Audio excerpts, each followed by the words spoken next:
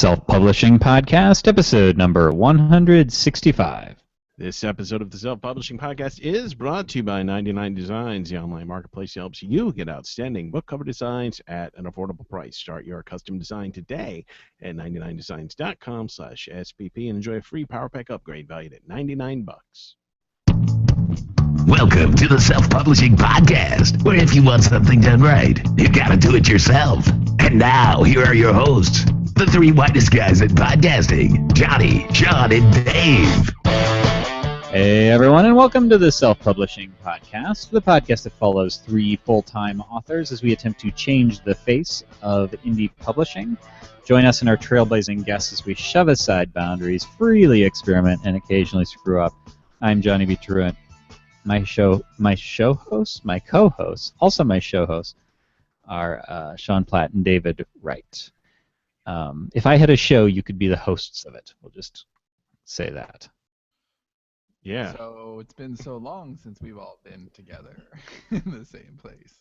Yeah, this is the SPP Marathon week for us live. For those of you on the feed, you're like, what? It's the same. But for us, it's 4 episodes this week. So fun times. One of us decided to be lazy next month. Asshole. That's going to be really weird because Dave and I aren't going to talk. I mean, come on. So it's going to be like the company's just kind of going to fall apart, and it'll be like, we're all working alone. Tumbleweeds and shit. And Sean will be, like hiding in the bathroom, like, hold on, I just wanna do some edits. No, I'm not beating off in here. I mean, yes, I am. It'll be hard. Don't come in. Have you ever seen This Is 40? No. Oh, it's pretty funny. Well, it doesn't matter then. Good story, Sean. Yeah. It seemed like a sad movie to me. It has its moments. I don't know. I really like Judd Apatow. But anyhow, so it's been so long since we've done something cool. I don't imagine Dave has anything cool. Nothing cool has happened since I did just leave. I went to a doctor's appointment between recording these 2 episodes for those of you who are doing the live experience, and it was sunny out, and I was like, oh, it's turned into a pretty nice day because it's been raining like the past 3 weeks every day, and so I left my car windows open because I have a piece of shit, and it just doesn't matter if anyone steals shit out of it, and of course then it deluged, so that was Why would you ever leave your car windows open? What's the point of doing that? Because it was hot. And I don't. No, hold on. I forgot to include something. So I mentioned that my car was a piece. No, I mentioned my car was a piece of shit, but I didn't elaborate. So Sean's ridden in it, and so it's like all the wheel covers came off. The driver's side handle where you open it actually broke in half. So I mean, it really is. It really is. My door handle's broken too. We have to reach outside and open it. There's a big crack across the windshield, but I can't get it fixed because it's rusted out on the top. So if they pull the windshield off to replace it, they won't have anything to glue it to. Yeah, I mean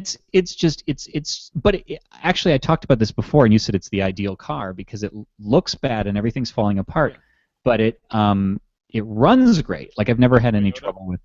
It's the Toyota. It's a Camry. Toyotas will run forever. My pickup truck had almost 300,000 miles. My Toyota. And the air conditioning was the latest thing to go, and I went and I was like, it just needs a recharge, and the guy said, no, like you dinged up the whatever you call that, the condenser, so you can't. So this summer I don't have air conditioning. So that's the reason, is because if I leave the windows up and it's hot, then it'll be baking inside, and so I said I'll just leave them open, and then it poured and everything got really warm. Yeah, but airflow is still the key there. There is no shade where I park. Well, the car is sitting still has nothing to do with the heat. What? If you're creating a greenhouse if it's sealed in. Like that's how greenhouses work. Say more things about self-publishing. All right. I'm going to self-publish a guide on this. So do either of you have anything to say then? Because that was very much not cool for self-publishing. It wasn't. I'm watching Orange is the New Black right now, season 3, and I really like that show. I described it to Dave yesterday, and he was being cunty like always, and said, "I liked that show when I saw it, and it was called Oz." So, of course, he hasn't seen even an episode of I Orange. can't imagine. Now, I haven't seen either of those, but I got to think that those are pretty different shows. No, Dave just has to have an opinion. Did Dave not see the last episode of Self Publishing Podcast? Oz is dark, man. Yeah, I've never actually seen an episode of Oz, but I don't have opinions about it because I haven't seen it. It was great. It was a little rapey, but it was good. Yeah, that's why I'm probably not going to be watching it because I just don't think it's a I watch stuff with Cindy before we go to bed, and that's just probably not going to make. Oz Yeah, is you're- not what you would call a feel-good show. Yeah, your poor wife. We're watching 3 Things right now, and there's very specific rules as to what needs to go in what order.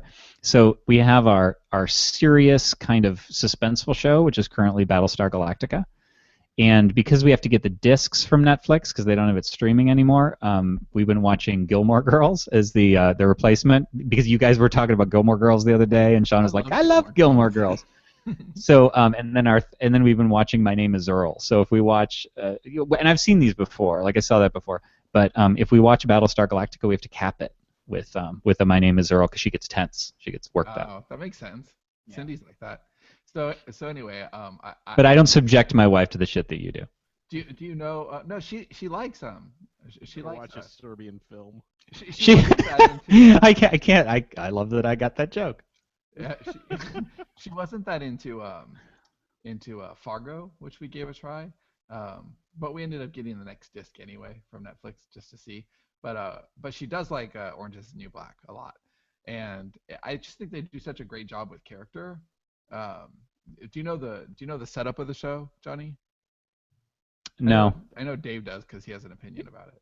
isn't it like she's in prison by mistake or something like that? I don't need to know a setup to have an opinion. No, she's not in prison by mistake at all. She totally did what she is accused of doing, which is smuggling drugs. But it's just she's kind of like very white and very privileged, and before this happens to her, and so it's definitely. Now she's no longer white. Now that she's in jail. Her and white it's, is rubbed off. but it's a rather large cast of characters, and each episode. This is the show that made me want to write Flat 4. So every episode you get another character's backstory where you find out what they did to get into prison. And you never know. They don't talk about what they did to get into prison. You just see them as people. But then in their flashback, you bye Dave. In their flashback, you get to see what it was that put them there. And so now it's a lot of the early drama of the first couple of seasons isn't really there. But I actually am liking it more in the third season. Where it's really just about the people and their relationships and the character, and just for anybody who likes character more than plot, I think it's a great show to check out. And I've really enjoyed seeing the different characters and what they did to get into prison, and it's a cool show. All right, Dave. Anything at all? Tell us what sucks about it, Dave. I'll tell you a movie that I'll be talking about on Better Off Undead this week, maybe. A Most Wanted Man. It's a Philip Seymour Hoffman, John le Carre thriller. His final performance. Yes, and it is one of those movies that is great most of the way, and then the ending killed it for me. So I may talk about that depending if Sean watches it. Johnny doesn't care if I spoil the ending. Yeah, I'll never get to it. It's one of those things where like I'll be like, yeah, that sounds great, and I'll put it on my queue or something, and then I'll just never get to it. Is it So- is it R? I think so, but it's not. I don't. There wasn't a lot of violent sex or really language. I don't think. So why would it be R? Because I'd love it if we could watch it as a family. It might there might be a little bit, but I don't remember if it was. It was there was not a lot of action. It was a very suspenseful, talky sort of movie. You're gonna that's watch my this, favorite. Sean, and there's gonna be like a double dildo scene or something. You just forgot about it. Well, it happens in so many movies. You kind of forget. I remember in Mrs. Doubtfire when it happened. That's my favorite. Blind to this thing at this point. Yeah. Yeah. I think your daughter could watch it. Maybe even your son. I don't know. She read Crash. I mean, come on. There's no. Oh, yeah. You know what? There is a scene where they are in a strip club and there's tits. That's the nude Oh, scene. yeah. All right. Hmm. I That's a forgot deal about that. breaker. But it's like almost background. It's like it's not gratuitous at all. Do you remember when Sean was talking about how backwards his mom was, that she'd let him watch anything as long as there wasn't a nipple, and now we're seeing the same thing, aren't we? Oh, History bullshit. repeats itself. I was 17, dude. You I were too young. I was having sex and not allowed to see nipples in movies. So like whatever. Yeah, my parents were the same way, so I don't know what to say. Did your mom weigh in on that? Was she like, well, clearly, I mean, I know you're having sex, and I've been watching you instead, yeah? She caught me one time, and I was 16. A year later, I'm still not allowed to see an R-rated movie with nipples. Wow, that's incredibly awkward. I can't even imagine. Did she join you? No, she pretended she didn't see it. It was.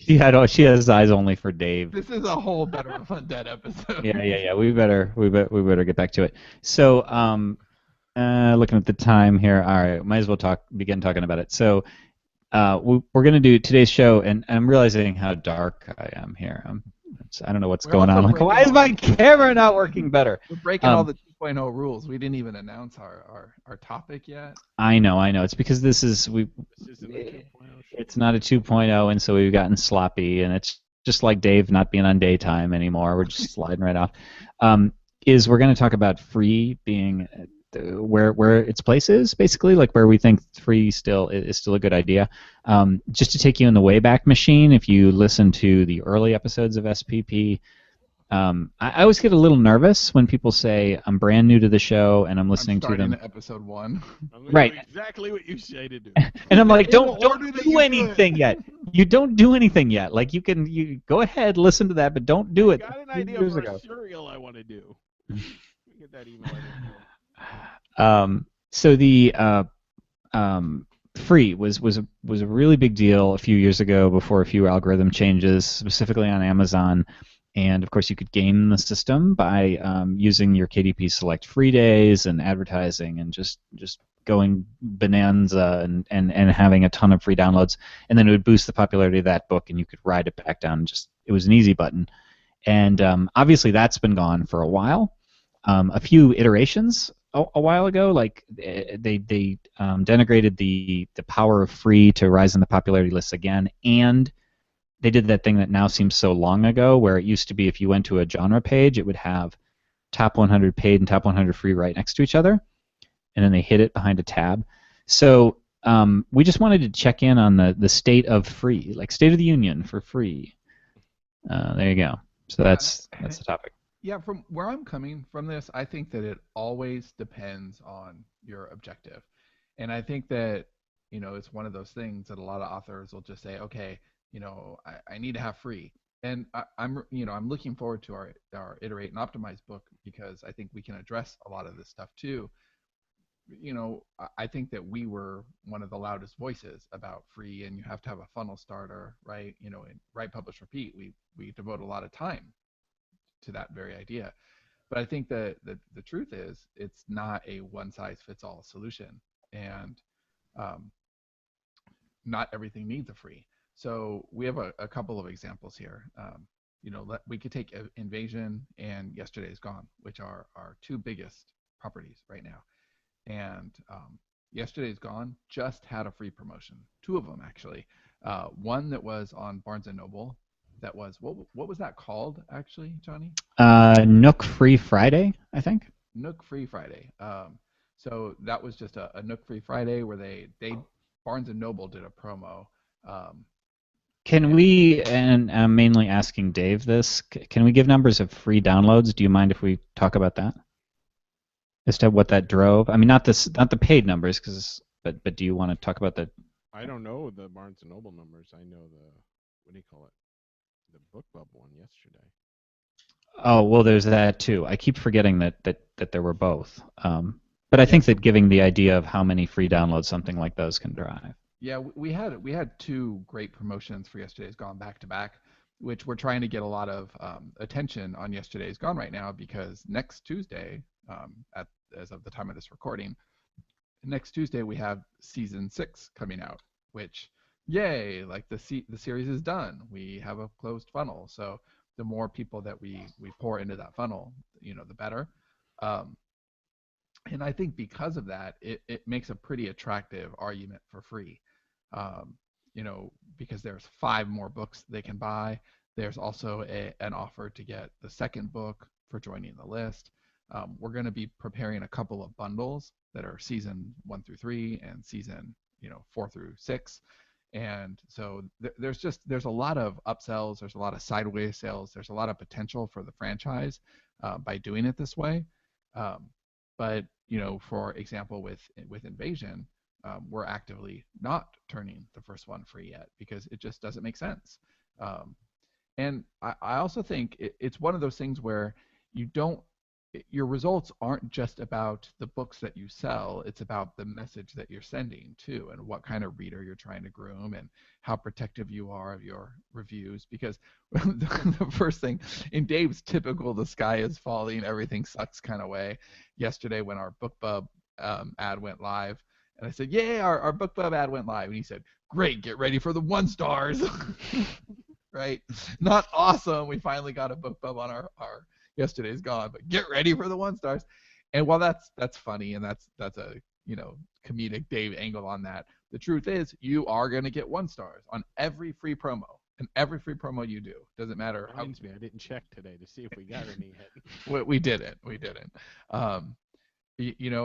And they do come in fast too, because they're the people who they didn't like your book. They're not going to finish the book. It has too much Gerson. I feel like a maggot. Right? Those 1 stars come in right away. And we've always had them with every free promo.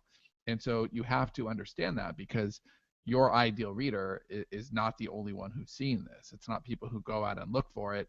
They see it on the free charts, and it doesn't cost them anything to get it. There's no friction. There's no barrier to entry.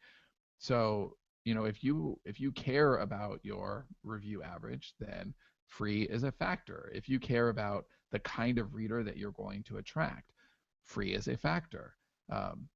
You kind of want to measure all the different elements in your business and decide about free, and not just do it.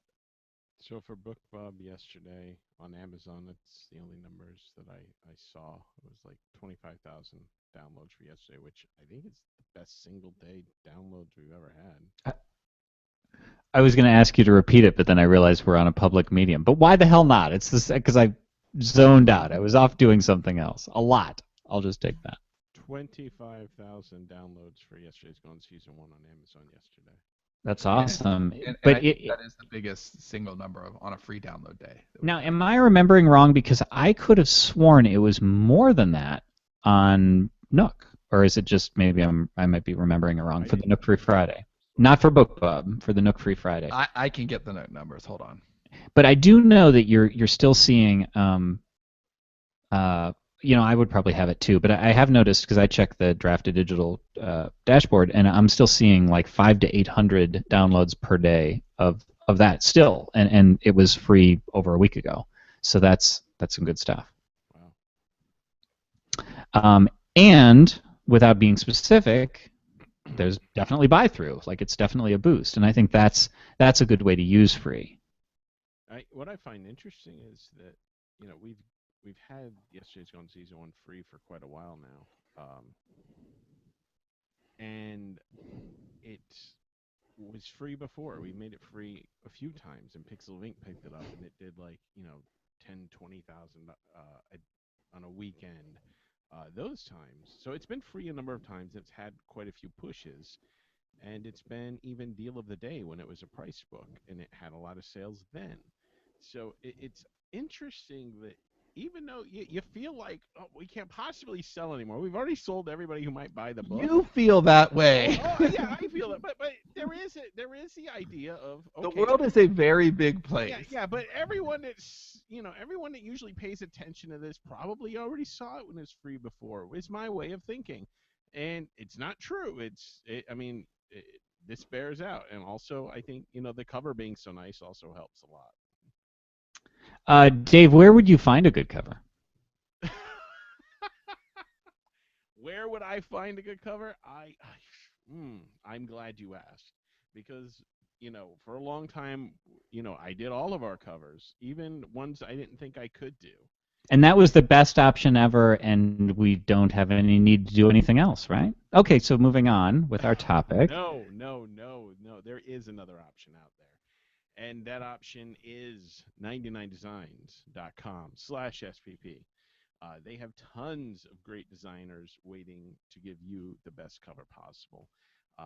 You don't have, just because you are an indie author and you don't know how to do your own book cover, you don't have to have a shitty book cover. You can have a great book cover that looks just like the best-selling ones that you see all the time on all the retailers. Go to 99 Designs. They've got teams of designers just waiting to make the cover that you want. It's easy. It's quick. It's about a week maybe. Sometimes a little bit longer depending how long you take your contest. But it's so quick and it's so easy. And we've always had more great covers than we could choose from every time we've run a contest with them. And the best part is, if you don't like any of the covers, you have nothing to lose. You don't have to pay. Nothing to lose. So start your custom design today at 99designs.com/SPP, and you use the link, you'll get the free Power Pack upgrade valued at $99, which gets you more designer time and attention, and will on average get you 185% more designs submitted in your contest. So 99designs.com/SPP. Now, circling back, I did like look up. your surprise ad read now. Well, I gotta hit them when I can. Just a cover, go. Next time you're going to be talking about a cover band, and I'm gonna jump in on that.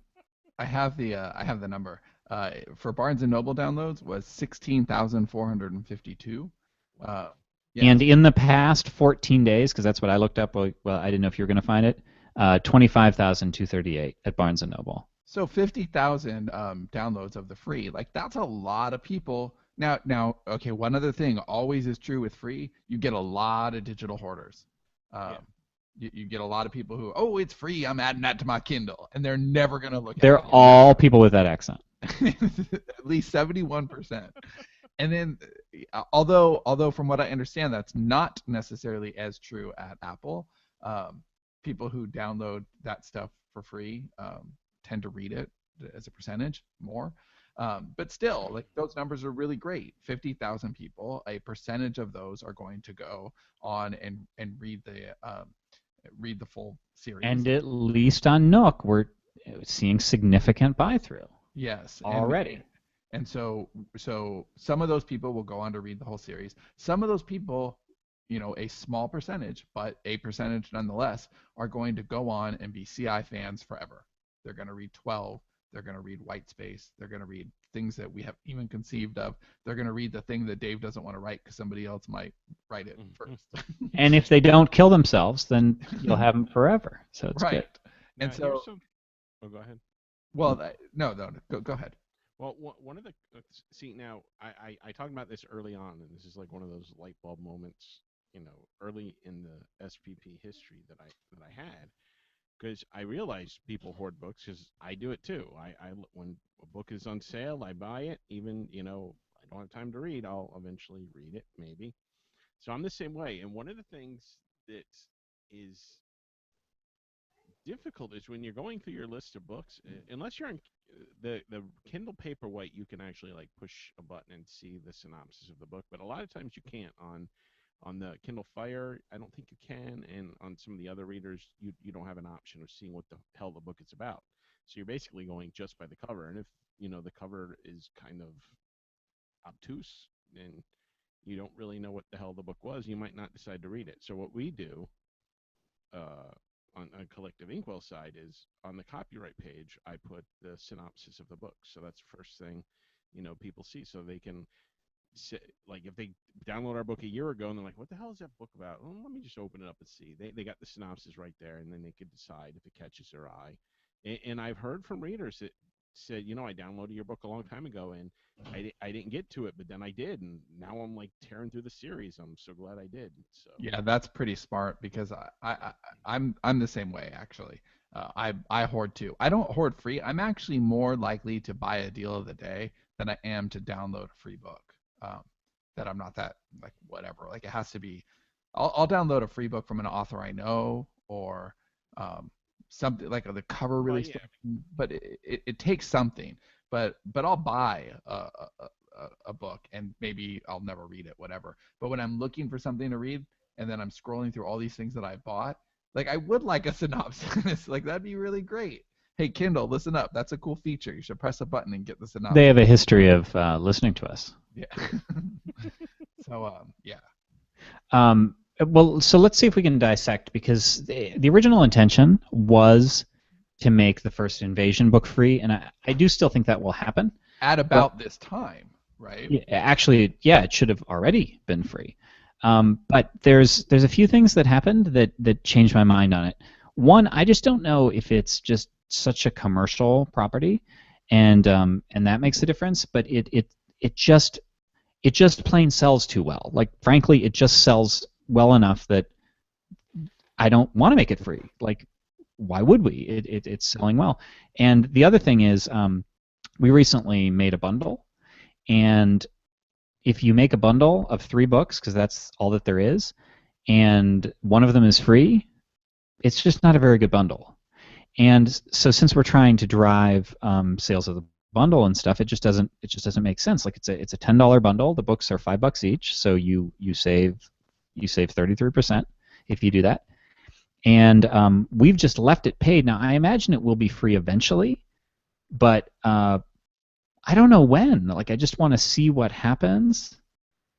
I don't know the difference. Maybe with Yesterday's Gone, it's you're 6 seasons in, plus you. Well, we're 6 seasons in, and I could see a real argument for both. I could see an argument for just keeping season 1 perma-free but I could also see an argument, once it drops off the charts and it's no longer really visible as a free, just turn it back to paid. And it does seem like that pulsing. There's something to it. What Dave said, where it just seems like it was ticking along, but it wasn't doing really well, and then suddenly anything. Like I could see us making more, because something that happens when it's free too is discoverability is a lot harder because there's so much competition in free, and it doesn't show up on any of the paid charts. So that affects And I think Dave, I think you were talking about this, so maybe you can confirm. Isn't it that free also bots don't appear in? They don't. I've been looking at that because you'll see kind of a big deal. Right. So people who bought Invasion, it'll say Yesterday's Gone season 2 is in there also bots, but season 1 doesn't appear. Now if they have season 2, they have season 1, but it's not showing up. So that's a cost. That is a definite cost. If at any time that Amazon is going to suppress, visibility for free stuff, then that's part of the expense of being free. So I think that you have to look at it book to book, campaign to campaign, strategy to strategy, and just know what. And author to author, because this is, I imagine somebody's listening to this, probably several somebodies, and saying, okay, so should I make my books free or not? And I don't think we can give an answer to that. I think that you really have to analyze it. One of the things that really just made my brain start percolating is we've had a few guests recently, but the one that I'm thinking of is Julie Huss, J.A. Huss. She was on episode 162, I think. And she said just very offhand, I don't do the free thing. I don't make my books free. I don't want to give them away. And it's the same arguments that we've made for 99-cent books and that sort of thing, where people don't value them. Now, at the same time, we're the people who made a really strong argument for, have that funnel entry point. And so I'm listening to Julie with 2 sides of this, knowing, number one, that she's kind of a ninja.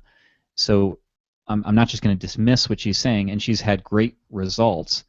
And then the contrasting opinion, which says, well, you have a funnel. And this sounds a little dismissive, but I think there's definite truth to it. You say, well, why can she get away with not doing free, or why is she not doing free? And to some degree, the answer is because she doesn't have to. Like, there is some element to that.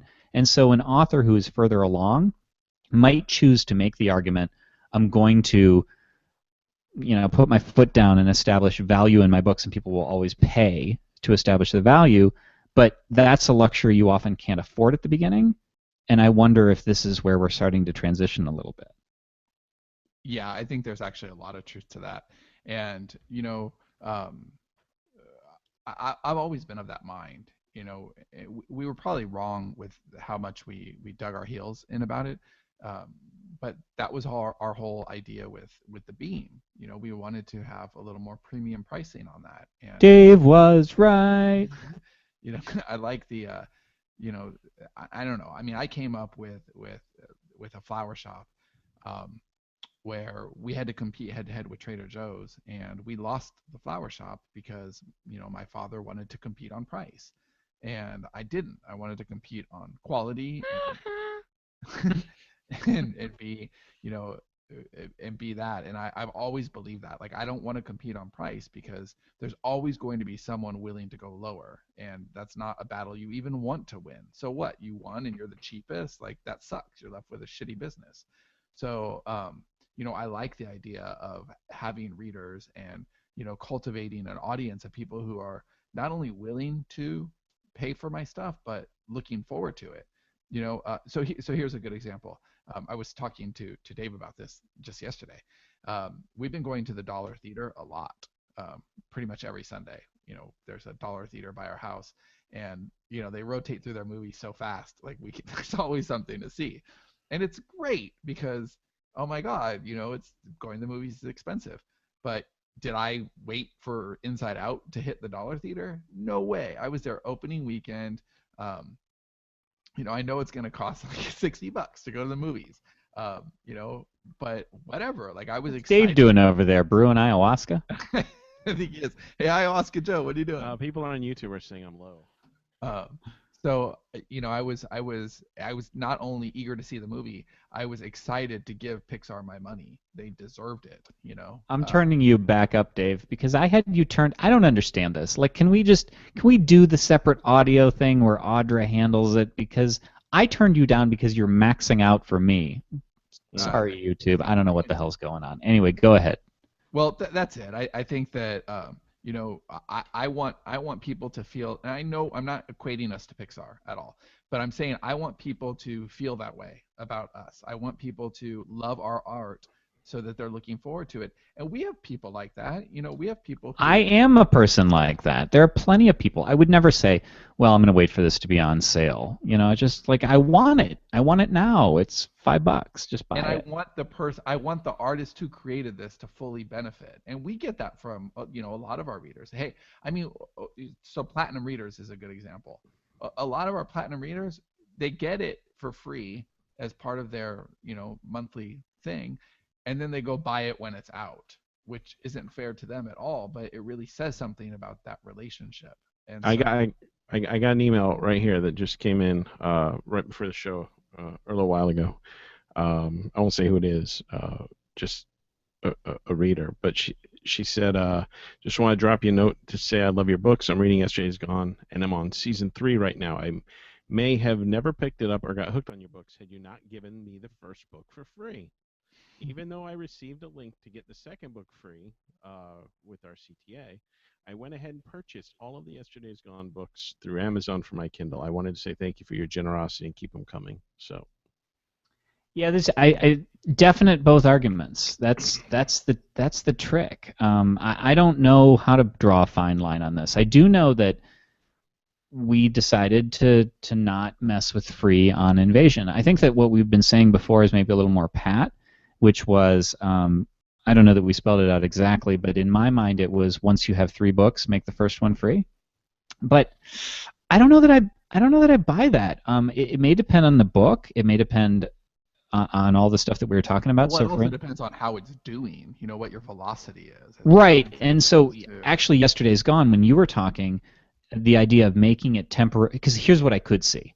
I could see making Invasion free for a few days. Oh like yeah, a select book promo. club ad, getting a big giant boost to it, especially around the time Annihilation is out. It would be totally worth it. Right, and so Ayahuasca Annihilation. Ayahuasca Annihilation.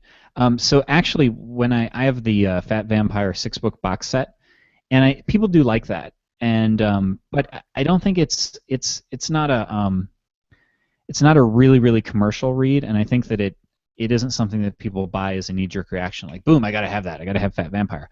And so when I did a 99-cent BookBub ad on Fat Vampire, I got a ton of downloads. It went really high. I think it went into the top 50, and then it started sliding, and so I held it at 99 cents, and I waited until it got to a certain threshold, and then I raised it to $2.99, and then I waited and I raised it up a little bit more, and just slowly down until it went back up to full price, and it went back to about where it was.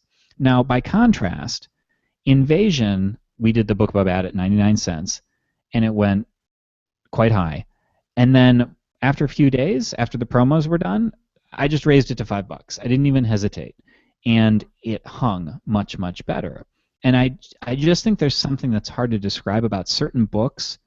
The best way to put it is I think you can get away with it with certain books. Like I think, and Yesterday's Gone, if it were full price, I think you could get away with it because the cover is really magnetic. It's this post-apocalyptic. I think the cover has a lot to do with that. I think if you have a professional-looking cover that looks as good as the trades, I think that it's easier to ask that. I think if you have something that broadcasts that it's self-published, just on the cover alone, I think that it's really easy for.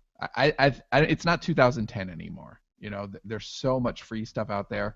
There's so much self-published stuff out there, and I think that people are very used to getting some self-published stuff to sample for free. I think that's normal.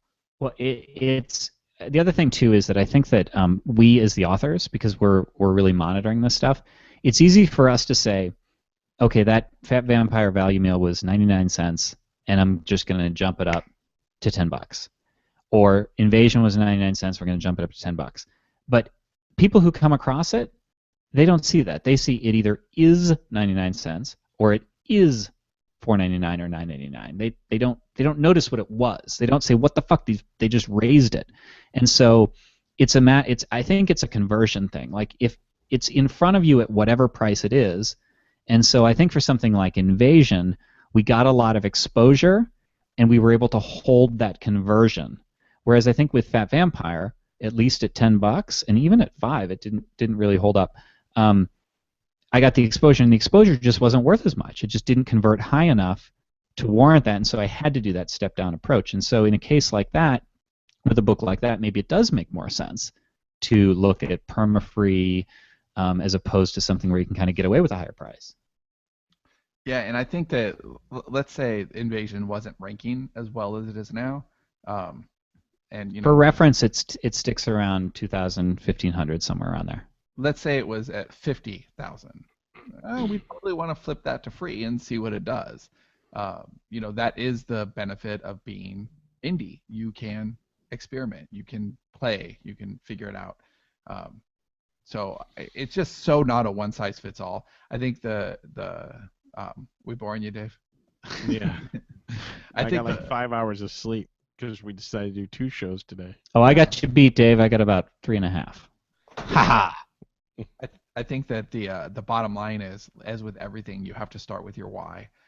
You have to know, you know, what your purpose is, what you want to accomplish, and then just really evaluate it. And just don't, you know, there are no fixed rules here. You want to be able to pivot, and you want to be able to do what's best for you. Not overall, I mean, clearly overall, but in that particular situation at that particular time and place. Because what you're seeing here is a little bit of live brainstorming, and literally, you know, if Invasion was doing just differently, we would have a different response to this. If it does differently a month from now, we'll have a different response. And you'll see it with Yesterday's Gone. You know, we want to keep a lot of momentum on the franchise right now. But if free stops doing its job, there's no reason not to turn it back to a paid product. But I do think that with Invasion, I mean, I would at least like to try this. I think that I like the idea of free promotion, maybe not perma-free. I've definitely heard, and I remember hearing a panel where people were debating the merits. It was Romance that they were doing this in, and they were debating the merits of that first free book, and one person did free pulsing, where it was like free for a while and then turned it back on to paid, and the other just had perma-free, and the answer that both of them were giving was like, well, if it works if it ain't broken, don't fix it. So the person who had permafree was getting like ongoing lots of sales. This was on Apple actually, and from what I understand about what you guys had going with Yesterday's Gone, all this is maybe changed by the cover, and I'll bet it will be.